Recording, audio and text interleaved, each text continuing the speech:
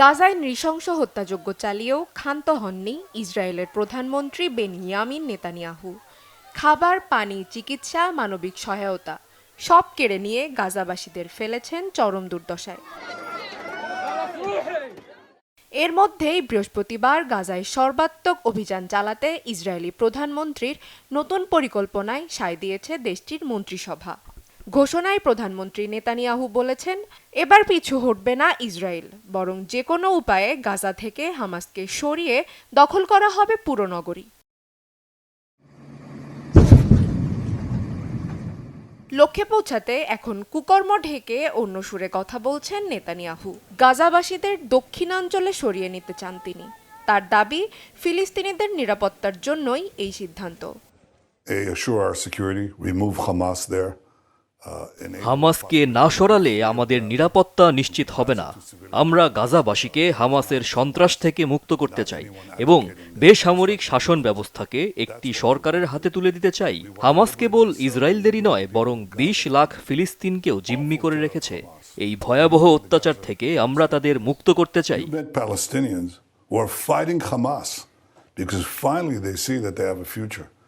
ইসরায়েলের প্রধানমন্ত্রীর দপ্তর জানিয়েছে, গাজা নগরী দখল করে যুদ্ধবন্ধে ৫টি মূল নীতিতে একমত হয়েছে নিরাপত্তা বিষয়ক মন্ত্রিসভা। এগুলো হচ্ছে হামাস নিরস্ত্রীকরণ, জীবিত বা মৃত ইসরায়েলি জিম্মিদের ফেরত, গাজা ভূখণ্ডকে অসামরিক এলাকায় পরিণত করা, গাজা ভূখণ্ডে ইসরায়েলি বাহিনীর নিয়ন্ত্রণ প্রতিষ্ঠা এবং হামাস ও ফিলিস্তিনি কর্তৃত্ব বাদ দিয়ে গাজায় বেসামরিক সরকার গঠন। এদিকে জাতিসংঘ সহ অন্যান্য মানবিক সংস্থার মতামতকে গ্রাহ্য না করে গাজায় মানবিক সহায়তার লাগাম নিজের হাতে তুলে নিতে চায় তেল আবিব। কিন্তু আন্তর্জাতিক মহল এই পদক্ষেপকে দেখছে জাতিগত নিধনের কৌশল হিসেবে। গাজা দখলের বিষয়ে ভিন্নমত দিয়েছেন ইসরায়েলের সেনাপ্রধান আইয়াল জামির সহ রাজনীতিবিদ ও সুশীল সমাজের প্রতিনিধিরাও। ইসরায়েলের বিরোধী দলীয় নেতা ইয়ার লাপিদ বলেছেন, প্রধানমন্ত্রী নেতানিয়াহুর এই পরিকল্পনা অসঙ্গত। গাজায় যুদ্ধের সিদ্ধান্তে ইসরায়েলের জনমত উপেক্ষিত হচ্ছে বলেও অভিযোগ তার। এদিকে বিপর্যস্ত হয়ে পড়েছে গাজার চিকিৎসা কার্যক্রম। জাতিসংঘ জানিয়েছে, গাজায় জ্বালানির অভাবে ৪৮ ঘন্টার মধ্যে বন্ধ হয়ে যেতে পারে সম্পূর্ণ চিকিৎসা ব্যবস্থা। Chandrika Majumdar, Bangla vision news desk.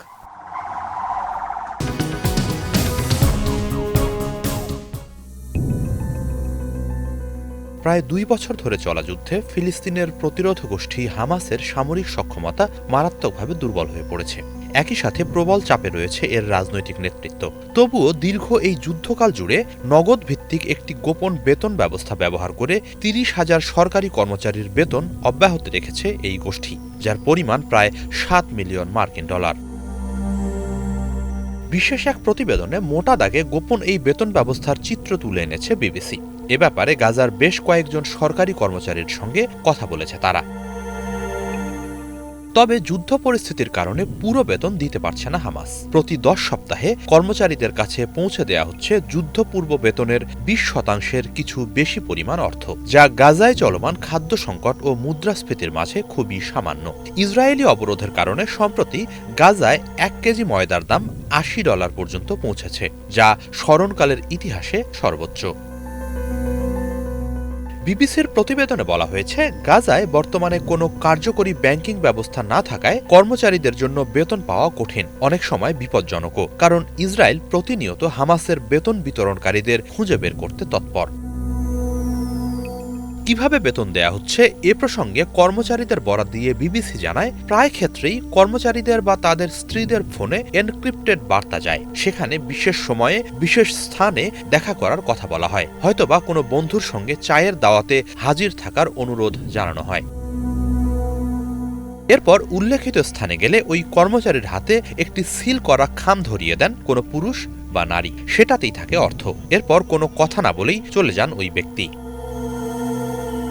নাম প্রকাশ না করার শর্তে হামাসের ধর্ম বিষয়ক মন্ত্রণালয়ের এক কর্মচারী জানিয়েছেন, প্রতিবার যখন তিনি বেতন তুলতে যান, স্ত্রী ও সন্তানদের বিদায় জানিয়ে যান, কারণ তিনি হয়তো আর নাও ফিরতে পারেন। বেশ কয়েকবার বেতন বিতরণ পয়েন্টে ইসরায়েলি হামলার ঘটনা ঘটেছে বলে জানান তিনি। তবে এখনো স্পষ্ট নয় প্রশাসনিক ও আর্থিক অবকাঠামোর অধিকাংশই ধ্বংস হওয়ার পরও কিভাবে হামাস তাদের বেতন কার্যক্রম চালিয়ে যেতে সক্ষম হচ্ছে। দীর্ঘদিন এই গোষ্ঠীর আর্থিক কার্যক্রমে যুক্ত থাকা এক জ্যেষ্ঠ কর্মকর্তা বিবিসিকে জানান ২০২৩ সালের ৭ অক্টোবর ইসরায়েলে হামলার আগেই হামাস প্রায় $৭০০ মিলিয়ন এবং শত শত মিলিয়ন শেকেল নগদ অর্থ গাজায় টানেলের নিচে মজুত করেছিল। এখনও সেই অর্থ থেকেই বেতন দিয়ে যাওয়া হচ্ছে বলে মনে করা হচ্ছে। তবে এরপরও এত ধ্বংসযজ্ঞ সত্ত্বেও এই প্রতিরোধ গোষ্ঠী যেভাবে প্রায় ২ বছর ধরে গোপনে বেতন কার্যক্রম চালিয়ে যাচ্ছে তা তাদের সার্বিক সক্ষমতারই চিত্র তুলে ধরে। হিজল জোবায়ের, বাংলা ভিশন।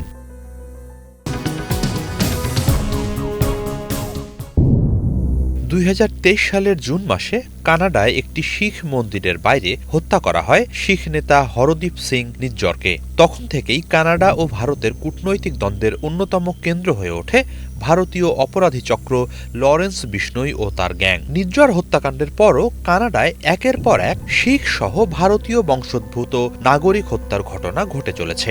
এবছর মে ও জুন মাসেও এরকম কিছু হত্যাকাণ্ড ঘটেছে, যেগুলোর সঙ্গে বিষ্ণোই গ্যাংয়ের সংযোগের দাবি উঠেছে। এ অবস্থায় নাগরিকদের নিরাপত্তা নিশ্চিতে কানাডায় এই অপরাধী চক্রকে সন্ত্রাসী সংগঠন হিসেবে তালিকাভুক্ত করার দাবি উঠছে বিভিন্ন মহল থেকে। বিশেষ করে রাজনীতিকরা কেন্দ্রীয় সরকারের প্রতি এই আহ্বান জানাতে শুরু করেছেন।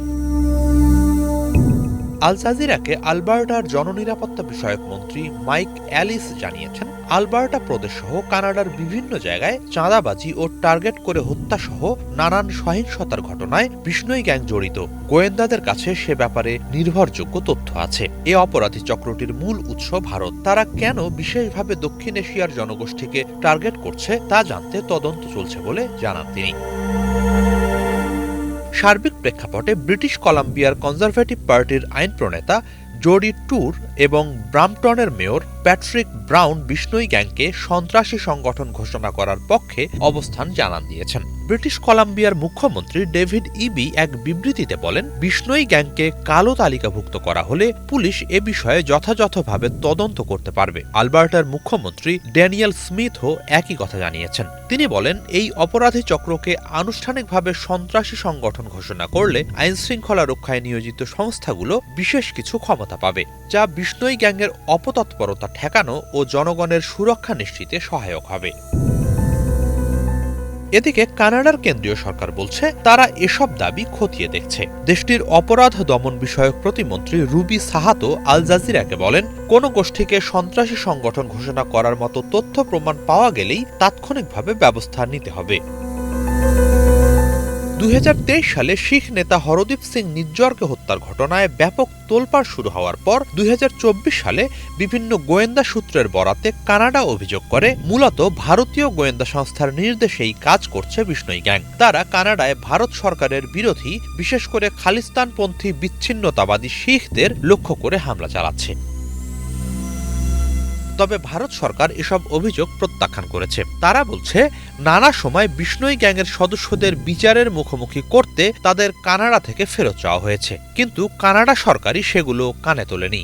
অন্যদিকে দুই দেশের এই পাল্টাপাল্টি দোষারোপের মাঝেই কানাডার ভারতীয় বংশোদ্ভূতরা ভুগছে ব্যাপক নিরাপত্তাহীনতায়। এরপর কে বিষ্ণোই গ্যাংয়ের টার্গেট হবে সেই আতঙ্কে দিনাতিপাত করছে তারা। হিজল জোবায়ের, বাংলা ভিশন।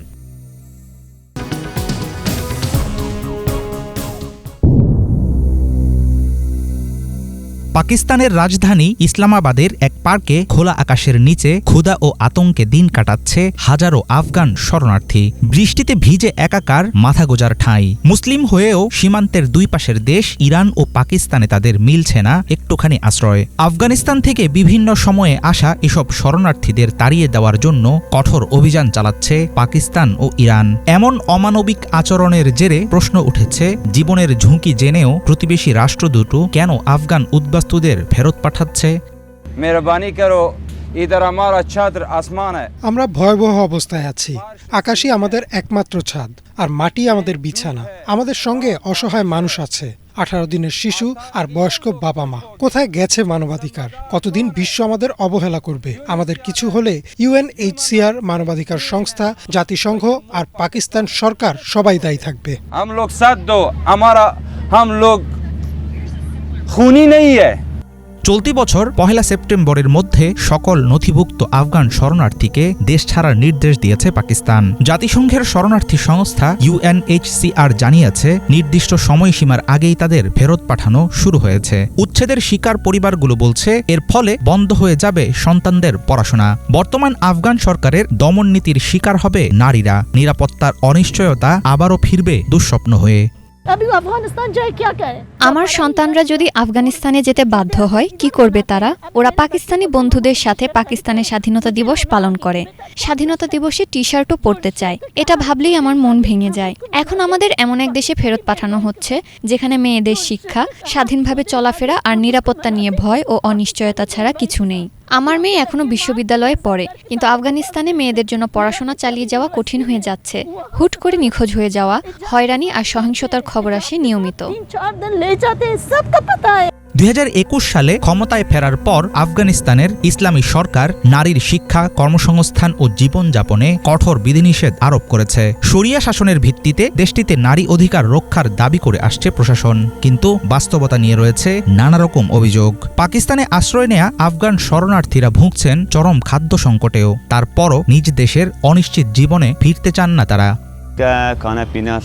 আমরা এখানে নিজেদের চেষ্টায় রান্নার জোগাড় করছি। কেউ 100 টাকা দেয়, কেউ 50 টাকা। সেই টাকায় নিজেরাই বাজার করি। কোনো এনজিও, দূতাবাস, এমনকি পাকিস্তান সরকারও খাবারের বিষয়ে আমাদের সাহায্য করছে না।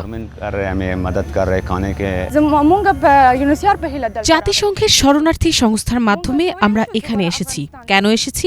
অবশ্যই আফগানিস্তানে ফেরত যাওয়ার জন্য নয়। আমরা সেখানে ফিরতে পারবো না, কারণ ওখানে সবাই বিপদের মধ্যে আছে। স্কুল, বিশ্ববিদ্যালয়, চাকরি সব বন্ধ। আমাদের অবস্থার দিকে নজর দেয়া ও সংকটের সমাধান করা জাতিসংঘের দায়িত্ব। 2023 সালের শেষ দিকে ইলিগ্যাল ফরেইনার্স রিপেট্রিয়েশন প্ল্যানের অংশ হিসেবে আফগান শরণার্থীদের ফেরত পাঠানোর এই অভিযান চালু করে পাকিস্তান। মানবাধিকার সংগঠনগুলোর কড়া সমালোচনার মুখেও কার্যক্রম বন্ধ করেনি ইসলামাবাদ। চলতি বছর পাকিস্তান থেকে আফগানিস্তানে ফেরত গেছে 21 লাখের বেশি শরণার্থী। ইরান থেকেও এখন ব্যাপক হারে আফগানদের ফেরত পাঠানো শুরু হয়েছে। এসব অসহায় শরণার্থীর প্রশ্ন, মুসলিম প্রতিবেশীরাই যদি কেড়ে নেয় শেষ আশ্রয়, তাহলে কোথায় যাবে তারা? হাফিজুল ইসলাম, বাংলা ভিশন।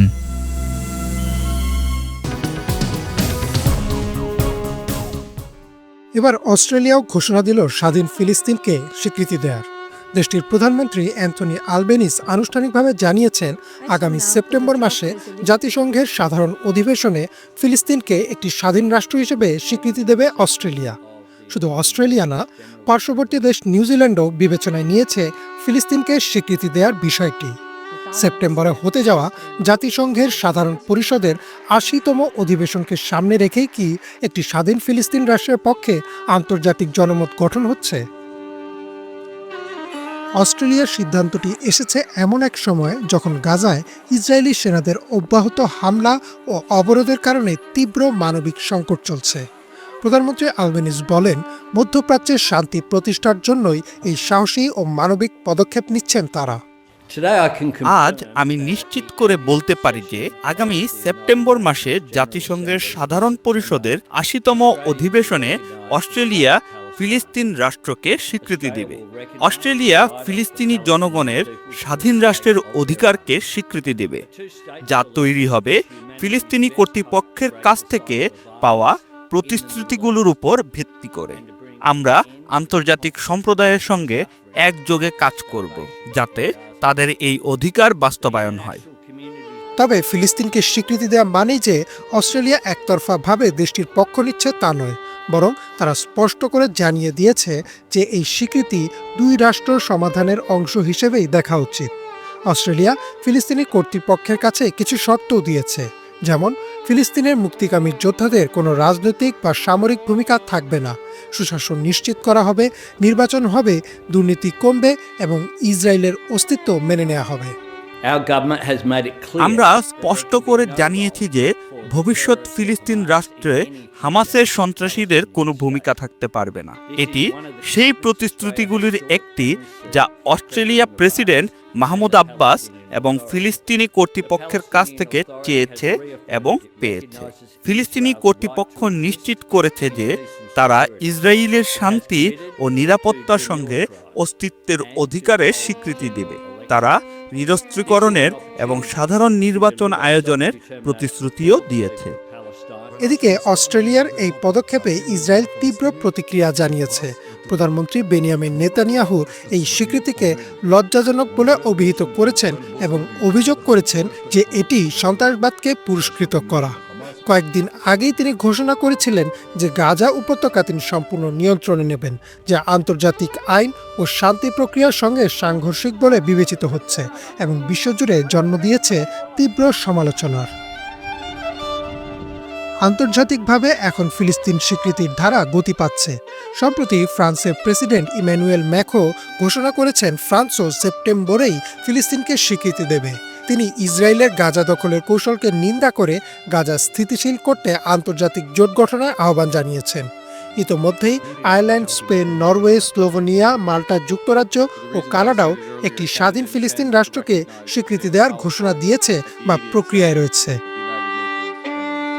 ফিলিস্তিনি কর্তৃপক্ষ অস্ট্রেলিয়ার সিদ্ধান্তকে স্বাগত জানিয়েছে এবং আশা প্রকাশ করেছে যে অন্য দেশও এমন সাহসী পদক্ষেপ নেবে।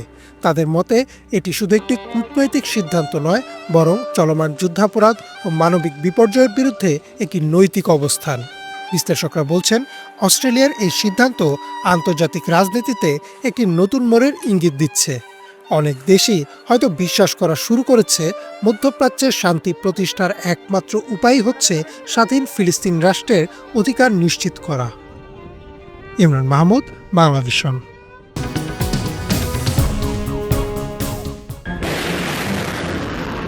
আলাস্কায় মার্কিন প্রেসিডেন্ট ডোনাল্ড ট্রাম্পকে জটিল এক ফাঁদে ফেলতে যাচ্ছেন ভ্লাদিমির পুতিন। রুশ প্রেসিডেন্টের মূল লক্ষ্য সাময়িক যুদ্ধবিরতির আশ্বাস দিয়ে পূর্ব ইউক্রেনে বড় ধরনের ভূখণ্ড দখলের স্বীকৃতি আদায় করে নেয়া। পাশাপাশি ট্রাম্পকে তিনি বোঝাবেন চলমান যুদ্ধ থামাতে হলে সব ছাড় ইউক্রেনকেই দিতে হবে। এই কৌশলে রাশিয়ার উপর থেকে হ্রাস পাবে আন্তর্জাতিক চাপ। ট্রাম্প পুতিনের আসন্ন বৈঠককে শান্তি আলোচনার মঞ্চ বলা হলেও অনেকের ধারণা ইউক্রেনকে ব্যবহার করে নিজস্ব ফায়দা তুলতে চায় দুই পক্ষ। এখন প্রশ্ন হলো, রাজনীতির কূটচালে ওস্তাদ পুতিনের সঙ্গে কি পেরে উঠবেন ট্রাম্প? সত্যিকার অর্থে কে কাকে বোকা বানাচ্ছে? ১৫০ বছরেরও বেশি সময় পূর্বে ৭২ লাখ মার্কিন ডলারের বিনিময়ে যুক্তরাষ্ট্রের কাছে আলাস্কা বিক্রি করে দিয়েছিল রাশিয়া। সেই অঙ্গরাজ্যেই দুই রাষ্ট্রনেতার বৈঠক হতে পারে ইউক্রেনকে খণ্ডবিখণ্ড করার এক মঞ্চ। বর্তমানে ইউক্রেনে রুশ হামলার তীব্রতা পুতিনের আগ্রাসী পরিকল্পনার ইঙ্গিত দিচ্ছে। এর মধ্যেই আত্মঘাতী মিশনে পাঠানো হচ্ছে হাজারো রুশ সেনাকে। গত কয়েক মাসে ইউক্রেনের প্রায় ১,৫০০ বর্গ কিলোমিটার এলাকা দখল করেছে রাশিয়া। বিশ্লেষকদের আশঙ্কা, ইউক্রেনের দোনেস্ক ও লুহানস্ক অঞ্চলের পূর্ণ নিয়ন্ত্রণ রাশিয়ার হাতে তুলে দেওয়ার প্রস্তাব দিতে পারে যুক্তরাষ্ট্র। সেক্ষেত্রে কূটনৈতিকভাবে জয়ী হয়ে ইউক্রেনকে নতুন বিপদে ফেলবেন পুতিন।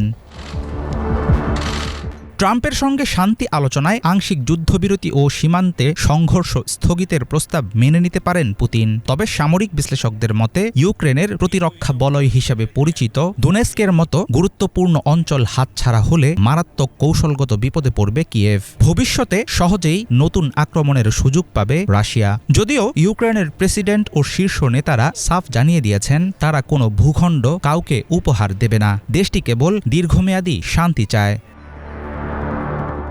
ভূখণ্ড নিয়ে দর কষাকষি ছাড়াও নানা পর্যায়ে রাজনৈতিকভাবে পশ্চিমাদের সঙ্গে জড়িয়ে পড়ছেন রুশ প্রেসিডেন্ট ভ্লাদিমির পুতিন। আন্তর্জাতিক অপরাধ আদালতের গ্রেফতারি পরোয়ানার পরেও ট্রাম্পের সঙ্গে সমান মর্যাদায় মুখোমুখি বসা পুতিনের জন্য একরকম প্রতীকী জয় বলে ধরে নেওয়া হচ্ছে। আলাস্কা বৈঠকে কোনো চুক্তি হলে বর্তমান যুদ্ধের উপর ভিত্তি করেই সেটা হবে, কিন্তু দুই পক্ষের আলোচনায় কি নিয়ে কথা হবে আনুষ্ঠানিকভাবে সেটা কেউই প্রকাশ করেনি। তবে ইউক্রেন এবং রাশিয়া যুক্তরাষ্ট্রের বিভিন্ন বিষয় এজেন্ডায় থাকবে বলে মনে করছেন বিশ্লেষকরা।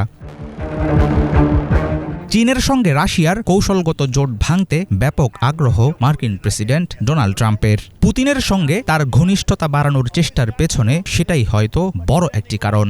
রাশিয়ার উপর থেকে নিষেধাজ্ঞা উঠিয়ে দিয়ে মস্কোকে সাহায্য করতে পারে যুক্তরাষ্ট্র, কিন্তু যুদ্ধবিরতি ও শান্তি নিয়ে ঠিক কতটা সিরিয়াস ট্রাম্প সে বিষয়ে রয়েছে ঘোরতর সন্দেহ। আসন্ন আলাস্কা বৈঠকে যুদ্ধবিরতি সফল করতে হলে কোনো এক পক্ষকে ছাড় দিতেই হবে। সেক্ষেত্রে সামরিক বিশ্লেষকদের ধারণা ইউক্রেনকেই দিতে হবে ট্রাম্প পুতিনের মধ্যে সমঝোতার প্রকৃত মূল্য। হাফিজুল ইসলাম, বাংলা ভিশন।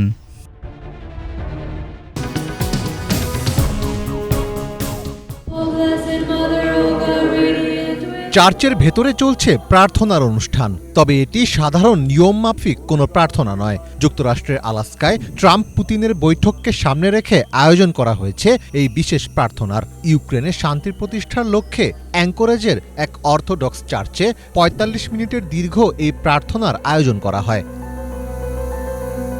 ইউক্রেন যুদ্ধের শান্তিপূর্ণ সমাধানের পথ খুঁজতে আগামী ১৫ই আগস্ট আলাস্কায় বৈঠকে বসতে যাচ্ছেন মার্কিন প্রেসিডেন্ট ডোনাল্ড ট্রাম্প ও রাশিয়ার প্রেসিডেন্ট ভ্লাদিমির পুতিন। বহুল প্রতীক্ষিত এই বৈঠকের ফলাফল কী হবে সেদিকেই এখন নজর পুরো বিশ্বের। তবে সবচেয়ে বেশি উত্তেজনা কাজ করছে আলাস্কাবাসীর মধ্যে। পাহাড় আর বরফে ঢাকা রাজ্য আলাস্কা একসময় রাশিয়ার অংশ ছিল। ১৮৬৭ সালে রাশিয়া অঞ্চলটি যুক্তরাষ্ট্রের কাছে বিক্রি করে দেয়। যুক্তরাষ্ট্রের অংশ হওয়ার পর ১৫০ বছরেরও বেশি সময় পেরিয়ে গেলেও আলাস্কায় রাশিয়ার প্রভাব এখনও বিদ্যমান। ভৌগোলিকভাবে গুরুত্বপূর্ণ এই রাজ্যেই আলোচনায় বসতে যাচ্ছেন দুই বিশ্বনেতা, যার প্রভাব পড়েছে আলাস্কার রাজনীতিক ও সাধারণ মানুষের পাশাপাশি ধর্মীয় উপাসনালয়েও। প্রার্থনায় অংশগ্রহণকারীদের প্রত্যাশা শীঘ্রই এই যুদ্ধের অবসান ঘটবে। খ্রিস্টানদের একে অপরের বিরুদ্ধে দাঁড়ানোর ঘটনা হৃদয়বিদারক বলেও মনে করেন অনেকে। একজন অর্থোডক্স খ্রিস্টানের সাথে আরেকজন অর্থোডক্স খ্রিস্টানের লড়াই ঠিক নয়। রাশিয়ান অর্থোডক্স ভাইরা ইউক্রেনীয় অর্থোডক্স ভাইদের বিরুদ্ধে লড়াই করছে। আমাদের তো এক হওয়ার কথা। এটা আমাদের প্রভুর হৃদয় ভেঙে দেয়। আমরা বিশ্বাস করি যে এই পৃথিবীর সকল মন্দকে জয় করতে পারে একটি মাত্র জিনিস, আর তা হলো ঈশ্বরের ভালোবাসা। রুশরা বলছেন তারা ইউক্রেনকে নিয়ন্ত্রণ করতে চান না। পুতিন চান একটি নিরপেক্ষ ও শান্তিপূর্ণ প্রতিবেশী, যে দেশটির সেনাবাহিনীর আকার ছোট হবে এবং তারা ন্যাটোর সদস্য হবে না। অন্যদিকে চীনের সঙ্গে রাশিয়ার কৌশলগত জোটকে ভাঙতে চান ট্রাম্প। পুতিনের সঙ্গে সম্পর্ক ঘনিষ্ঠ করার বড় কারণ এটি। পুতিনকে দেওয়ার মতো সুবিধাও ট্রাম্পের কাছে আছে। রাশিয়ায় বিনিয়োগ করে এবং নিষেধাজ্ঞা তুলে নিয়ে দেশটির অর্থনীতিতে গতি ফেরাতে সাহায্য করতে পারেন ট্রাম্প। তবে বিশ্লেষকদের অনেকে মনে করছেন এই বৈঠক থেকে রাজনৈতিক সমাধানের পাশাপাশি ব্যক্তিগত স্বার্থ উদ্ধারও প্রচেষ্টা চালাবেন ট্রাম্প। বৈঠকের পর ইউক্রেন যুদ্ধের ইতি ঘটলে সেটিকে নিজের কৃতিত্ব হিসেবেই দাবি করবেন ট্রাম্প। ট্রাম্প জানেন এই বৈঠক বিশ্ব মিডিয়ায় অনেক কভারেজ পাবে, আর যার কেন্দ্রবিন্দুতে থাকবেন তিনি নিজে। আমার মনে হয় ভ্লাদিমির পুতিন তার বন্ধু ট্রাম্পকে এখন সহযোগিতা করতে চাইছেন, আর সেই সহযোগিতা এমন একটি শান্তি চুক্তির দিকে যাবে যা ট্রাম্পকে নোবেল শান্তি পুরস্কার জিততে সাহায্য করবে। আমার ধারণা পুতিন কিছু ক্ষেত্রে পরিবর্তন করতে খুব আগ্রহী হবেন। হয়তো এগুলো হবে কেবল লোক দেখানো, যাতে ট্রাম্প শান্তি পরিকল্পনার মালিকানা দাবি করতে পারেন। ট্রাম্প এটিকে পুতিনের নয়, নিজের প্রস্তাব হিসেবে প্রতিষ্ঠা করতে চাইবেন, আর পুতিন এ ব্যাপারে ট্রাম্পকে বাধা দেবেন বলে মনে হয় না। ট্রাম্প পুতিনের আসন্ন বৈঠককে সাম্প্রতিক সময়ের সবচেয়ে স্পর্শকাতর আলোচনা হিসেবে বিবেচনা করা হচ্ছে। এই বৈঠকের ফল কেমন হবে সেটির দিকে তাকিয়ে আছে কিয়েভ ও ওয়াশিংটনের ইউরোপীয় মিত্ররা। তবে আলাস্কার বৈঠকে ইউক্রেন নিয়ে আলোচনার কথা থাকলেও সেখানে আমন্ত্রণ পাননি ইউক্রেনের president Volodymyr Zelensky. Mir Fazle Rabbi, Bangla vision.